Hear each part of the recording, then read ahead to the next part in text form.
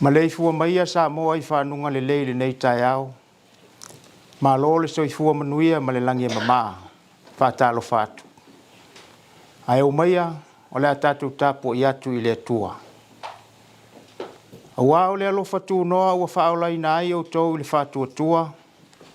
E le mai ate o tau fo I lea. A o le mea ua fua ina mai e le atua. E le ona o ngā luenga ina nei mita se tasi.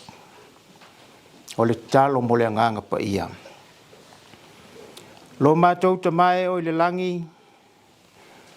A mātou whesa ngai malo mamalu malo pa ia sili ese. O na langona leo lo mātou whatau waa ma le onge whale nganga. Awa o I mātou lava o ni au nanga sala I o luma. Peita I mātou te mauti noa matalitonu. E ai lo mātou awa noa I lo walofa tu noa.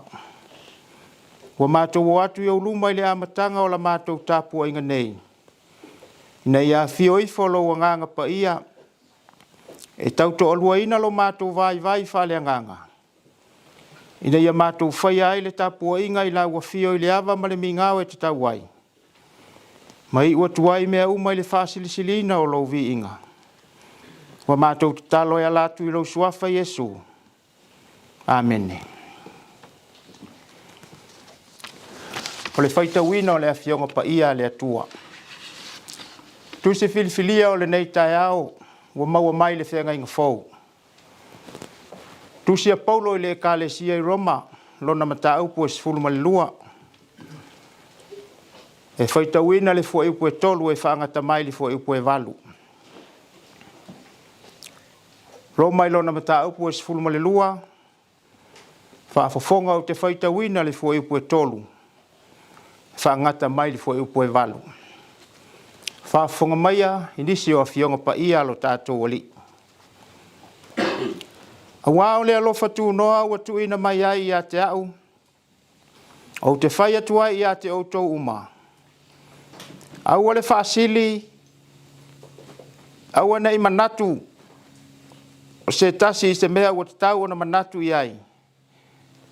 Aia mama le manatu. Ia tusa ma le tofinga o le whaatua tua. Ua taitasi ma tofu mai ai le atua. A wafa pei o I tu tino e tele I le tino e tasi. A le tasi se whaiva I tu tino uma. E whapea I tātou nei le to tele. Ua tino e tasi ake riso. Ma ua whewhawhenga I ai tu tino. O lo ese fo I a tātou mea tufa ina mai le alofa tu noa. Ua fo ina mai I a te I tātou. O le perofeta. Ia whāta tawina ma le tofi o le whātua tua. Po le tiakono, ia whaia le whaiva o le tiakono. Po le ao, ia ao atu ia. Po le apoai, ia apoai o ia. O le foai mea ia whaia ma le matamau. O le pule ia whaia ma le whilinga. O le whai mea alofa. Ia whaia ma le loto fia. Whamanuia mai le atua le tātou whaitau ma whalongolongo inisi o ana whionga pa ia. Mai atu mau atu pē I a te ia le vi inga e o I le whavavau. O ni nai mawhauwhaunga whaleanganga mo I tātou. Le suafa le tamā le alo ma le anganga pa ia. Amene. Ale a maua le matua ma le tusi sa tātou whaitawina ma le whenga inga fau. Tusi a Paulo I le Ekalesia I Roma lona mta upu e sifulu ma le lua. Ua filifilia le fo e upu e ono e whai ma matua. Whaafafonga o te toi whaitawina. O lo ese fo I a tātou me tufa ina mai le alofa tu noa. Ua fo ina mai I a te I tātou. Po le perofeta, ia whātatawina ma le tofi o le whātua tua. O le manatu au tua ma whauwhaunga whale au tau mwhai le nei Taeao e whapea. Ua tofu sia I tātou I mea alofa. Ua tofu sia I tātou I mea alofa. We are all gifted.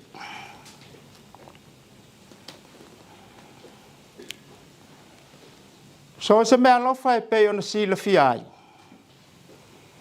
E pei se io se whamanuianga mauafua, ua whata mau a inga ina ai, le tangata.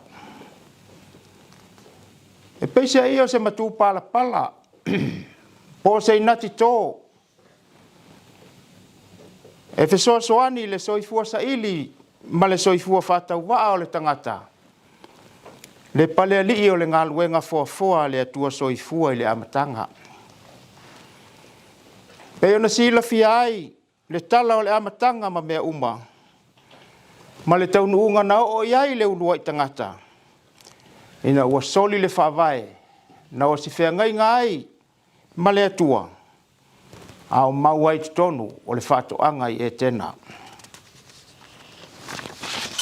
Pei tai e uina ta oto le au lape, ma le whasalanga o le ulua i tangata. Ao le alofa sa ili, ma le alofa lawea i mai o le atua soifua, i le pale ali o lana ngā luenga foa. Sa le i mapu wailo na apo tangata. Aisea, e maualunga le alofa lawea i o le atua, mo le tangata na ia whaia i lona lava whaatusa pa ia. Le alofa sa ili ma le alofa apo tangata mai lea o le atua. Le foi wa moli mau iai le apostolo nu ese. I lana tusi le nei le kalesia i Roma. O le alea. Ia i loa le tangata lo na whamaulalo. Ioe. Aua nei a vea le maua o mea alofa. Ma wala e se aila na whātatau. Ai ai loa le tangata. O mea alofa ua ia maua. O mea ua fōa i fuaina mai iai e le atua. Ilo nā alofa tū noa. Ioe. E le ngata ina whaola ina le tangata i le alofa tū noa o le atua. Au ua fōa ina mai fōi e le atua. Le alava alofa tū noa. Ina ia whao ngā tatau ina ai e le tangata whātau waa. Mea alofa ua fōa ina mai.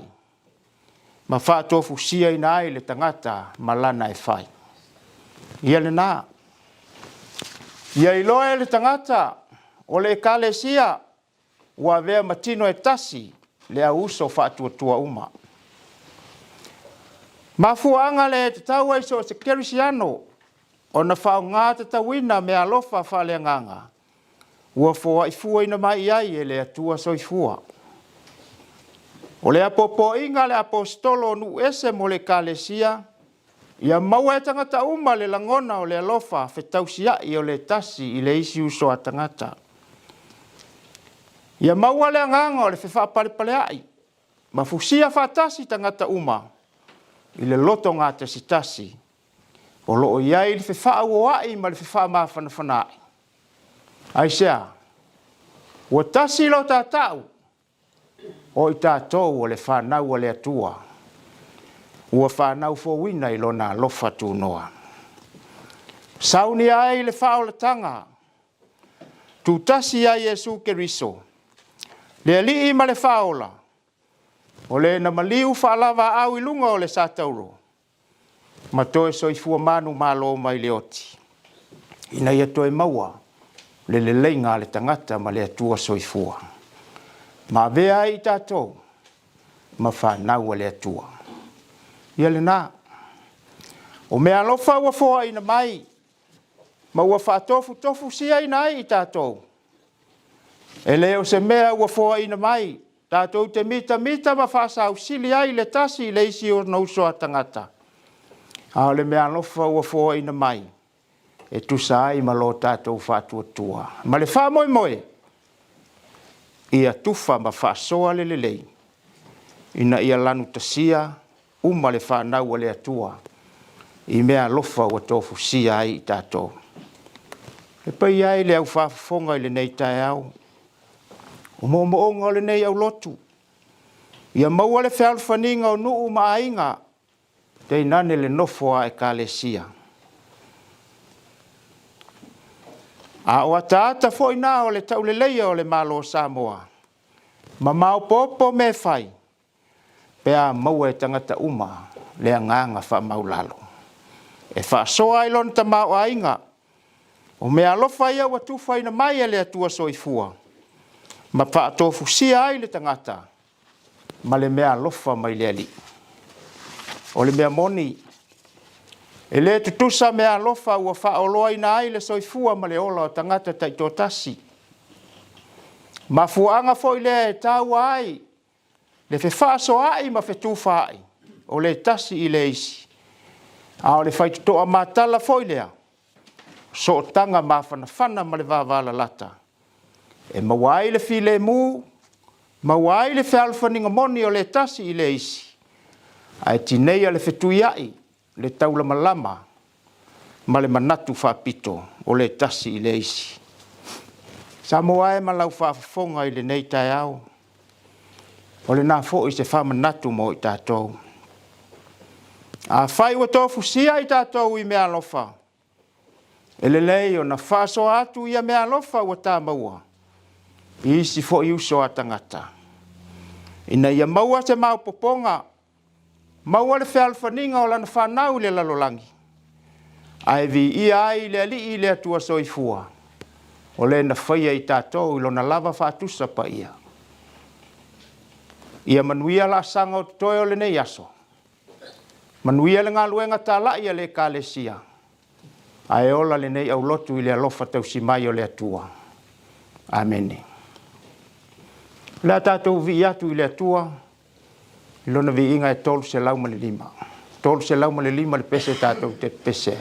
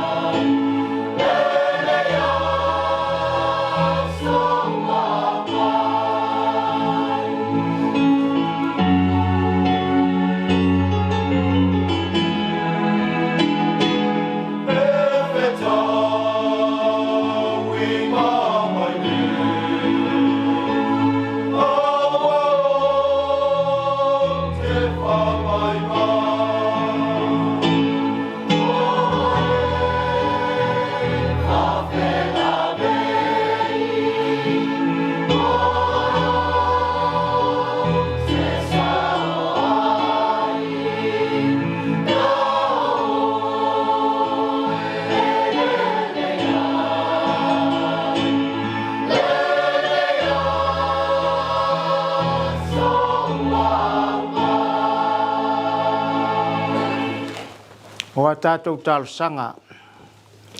O le talo le whaafitai, whaato e senga, moli nisi o tātou manao i le atua. Tātou wifo matatalo i le atua.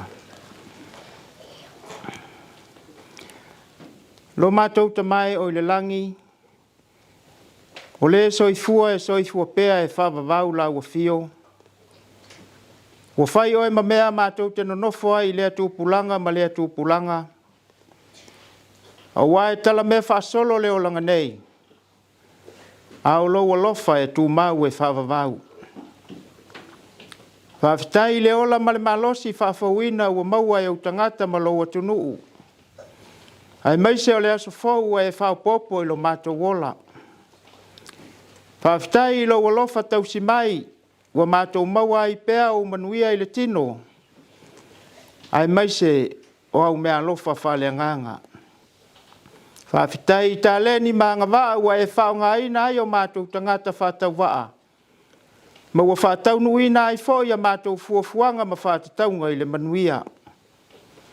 Whaafitai i lo lofa i a Samoa ua saunga le mua ai lo mātou whainga malanga tau a mata o le nei tau sanga. Mai matangi ma whaa, whaalawe lawe fo i ma mea tutupu i le soifua ma le ola o tangata. Whaafitai au mea alofa o le alofa tu noa, ua whaolaina ai i mātou. Ai maise au mea alofa ua whaasafua mai mo le ola lelei o tangata. Whaafitai au a fionga pa ia, ua whai matai ala, a o se sulu i o mātou vae ma le malamalama i o mātou wala. E le iti fo i le nganga whaafitai le mafutanga lilo ma lo nganga pa ia lo mātou fisoasoani sili. Na te au maia le mautinoa e whaaloto tele ina ai lo mātou le mautonu. Ma whamalosi mai i tu aso mātou te whaavai vai ai. Sili a mātou whaafitai le taulanga o le leinga na Saunia ma le ato atoa. E ala ila soifua na sa atoa mai o lo walo pele o Yesu Keriso. Tu mau atu ai la ua fio le vi inga i lo suafa e whaavavau. Lo mātou ta mā lo whae, e moni e telengese lo to sa e tele lo walofa. Ua whāto ese lo atunuu i la ua fio. Ua mātou le sa vavali i o wala. Ma ua mātou le fesili i le taita inga lo nganga pa ia. Ua whai o mātou loto ai tuu lo finangalo. Ua mātou le mautonu i lo walofa tu noa ua mafu ai o na mātou muli tu maanga le lalolangi. Whamangalo mai i o mātou tangata. Ai maise o lo mātou whawai le mafuta atu i la ua fio e ala i le tatalo. Ua whaingata ai o na mātou malamalama i lo finangalo pa ia. Ai maise o au fuafuanga mo i mātou ma lo mātou ola. O mātou whātou ese o na ua whapito lo mātou walolofa. O na o le malosi o le tupe ma le oloa. Ua le whaasafua ai le alofa i e o mo mia tonu le fesoasoani. Whamangalo i mātou o ua le pa ia lo suafa i la mātou ngangana. Ma ua le moni lo mātou ola o foina atu e tusa ma lo mātou wala awina. A vea le toto Yesu Keriso e whamamai nai o mātou tangata ngasala. Ma wa o mai pea i mātou ina ia mātou fulitua i le leanga. Ai whaia tau o lau finangalo. Le atua whaafonga tataloe. O lau a fio lava e malie ai o mātou manao i mea lei uma. Ua mātou tatalo mo au whamanuianga isi o mātou atunu uma o mātou tangata uma. Whamanuia Samoa ma o na taitai. Ia maua le loto mawalano e whaatino ai le o la wala awina. Awa se manuia lau tele o na tangata. Whamanuia lo na sio manga i le sami ma le fonga ele tua i ai o na tangata i me maua mai ai. Whaatau mamao mala, whale natura, whalawe lawe ma me tutupu whafua sei. Holo taula lata mai si o mātou watunuu. O ai e o mawhatia ma pōpua ngātia, ia o atu i ai lo wanga lelei. O e o mamai i ai lau whamalolonga. O ai fo i o maua i le loto whawau ma le whanoa noa. Whaamaise ma whaamawhanawhana la ua whio i a te i la tau. Whaamanuia tai o le ekalesia. Ma le anu alau tala le lei iso se whata whai taulanga. Ia moni le ola wala awina. Ina ia maua le loto maua lalo e talia ai me alofa o le alofa tūnoa o le atua. Ua lava lea matutoe e whaaua wailo mātou wola u fōi nātu. E tupu ai pēa le alofa i le wāno nofo ai o tangata manuu maainga. Ai maise o le ekalesia ma whainga malo. Alofa ngia e lau a whio. Le lalolangi vavesi ma o na whawhita uli. Wa fia tuai ma le soifua o mātou tangata. Ia vave mai se aso e maua ai le file mu i le vātau ai o atunu vavesi. O nisi au a mātou tatalo. Whaatasi ai ma tatalo lilo i le loto ma le mawhauwhau o le tangata lava ia. Wa mātou tui nātu i lau a fio na ia whaia i ailau fina ngalo pa ia. Ai aua lava ma lo mātou whaatau anau. Hao le manuia ma le file mu o lau a fio le atua le tamaa. Le alofa silisili ese au Yesu Keriso lo mātou ali i ma le whaola. I le male mawhtanga whai pēa ma lo wanganga pa ia. Ia ilunga o Samoa ma le lalolangi i atoa. Nei maso malava e o i le whawavau lava. O te talo ia latu lava i lo suafa Yesu. Amen.